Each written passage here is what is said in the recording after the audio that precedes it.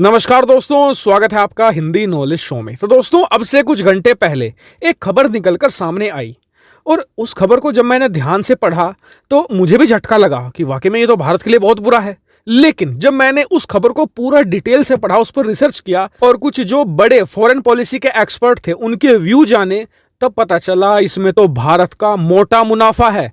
हालांकि जब शुरुआत में आपको खबर में बताऊंगा ना, आपको भी ये लगेगा कि यार ये तो भारत के लिए बड़ा स्ट्रेटेजिक डिसअपॉइंटमेंट है, भारत को बड़ा नुकसान होगा। लेकिन जब मैं आपको पूरी खबर डिटेल से बता दूंगा तब आप खुद कमेंट सेक्शन में बता देना कि आप इस खबर से संतुष्ट हो या नहीं हो। तो चलिए बिना समय गवाए, बिना टाइम वेस्ट किए अपनी वीडियो शुरू करते हैं। तो खबर कुछ ऐसी निकलकर सामने आई है कि अमेरिका की एक बहुत ही सीनियर पॉलिटिशियन है और इसके अलावा अमेरिका की संयुक्त राष्ट्र में परमानेंट रिप्रेजेंटेटिव भी रही हुई है। निकी हेली बहुत ही सीनियर डिप्लोमेट है, अमेरिका में बहुत ही इज्जत है इनकी। तो इन्होंने एक बयान ये दिया कि जी आने वाले समय में अमेरिका का जो एयरबेस था अफगानिस्तान में, जो था बगराम एयरबेस, और ये अमेरिका का बहुत बड़ा सैन्य अड्डा था।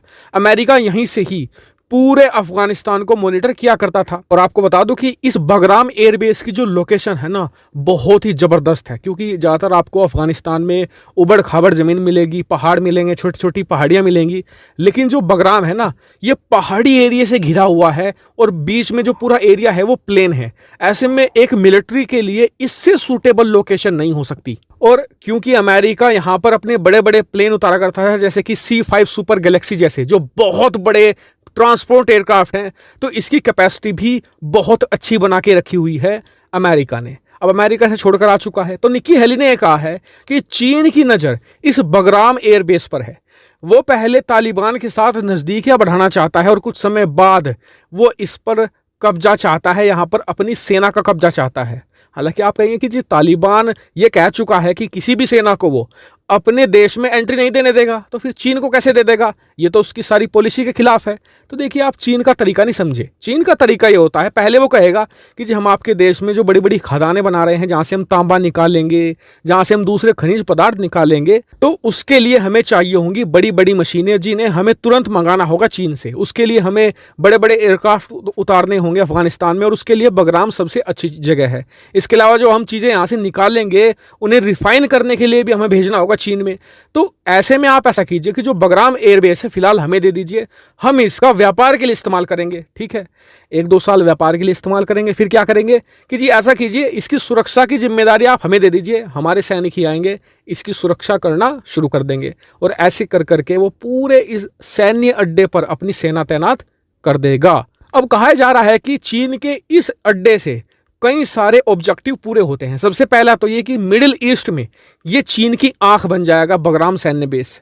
ठीक है, दूसरा ये कि उसकी मिलिट्री प्रेजेंस जो अभी तक सेंट्रल एशिया में काफ़ी ज़्यादा लिमिटेड थी, वो भी बढ़ जाएगी। तीसरा ऑब्जेक्टिव ये है उसका कि आने वाले समय में वो इस बगराम एयरबेस का इस्तेमाल करेगा भारत के खिलाफ।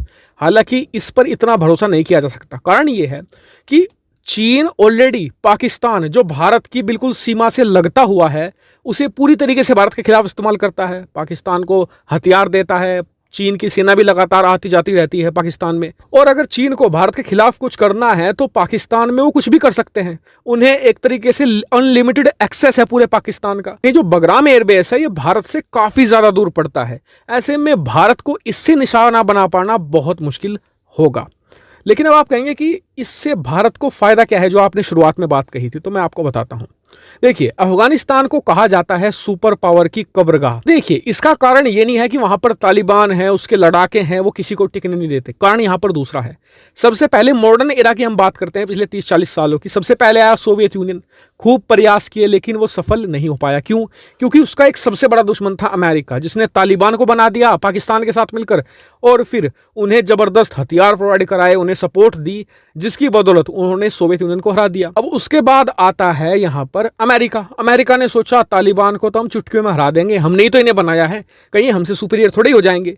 लेकिन अमेरिका भी वही बात भूल गया था कि उसका भी एक बहुत बड़ा दुश्मन है रूस ने लगातार सप्लाई प्रोवाइड कराई यहाँ पर तालिबान को। इसके अलावा चीन भी अंडर द टेबल मदद करता रहा। तो ऐसे में यहाँ पर तालिबान बड़ा फैक्टर नहीं है, वो जो जियोपॉलिटिकल कारण है ये बड़ा फैक्टर है। और चीन के मामले में तो ये और भी ज़्यादा बुरे होंगे चीन के खिलाफ, क्योंकि चीन का एक दुश्मन नहीं है, चीन की तो आधी दुनिया दुश्मन है। चीन एक बार अफगानिस्तान में एंटर हो गया तो अमेरिका को बहुत अच्छा एक्सपीरियंस है लड़ाके खड़े करने का। वो तुरंत कोई ना कोई गुट खड़ा कर देंगे चीन के खिलाफ। और आपको बता दूं कि अमेरिका उल्टे पैर भाग गया अफगानिस्तान से, बाल बाल वो बच गया, लेकिन चीन नहीं बचेगा। क्यों? क्योंकि चीन के अंदर है बहुत ज्यादा घमंड, और इसका बड़ा कारण है चीन की कम्युनिस्ट पार्टी, जिसे हार बर्दाश्त ही नहीं है, जो हार का मुंह देखना ही नहीं चाहती। और वो बिल्कुल सोवियत यूनियन की तरह ही जब तक उनका सर्वनाश ना हो जाए वो टिके रहेंगे अफगानिस्तान में।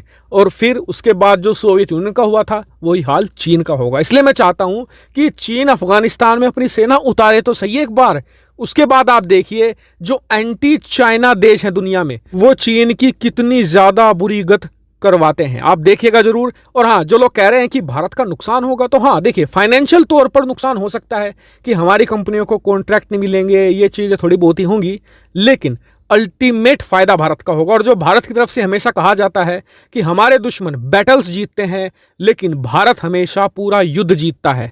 हालांकि आपका इस पर क्या भी पॉइंट है कमेंट करके जरूर बताएगा। साथ ही वीडियो को शेयर कीजिएगा और चैनल को सब्सक्राइब करना बिल्कुल मत भूलिएगा। Thank you very much for watching video.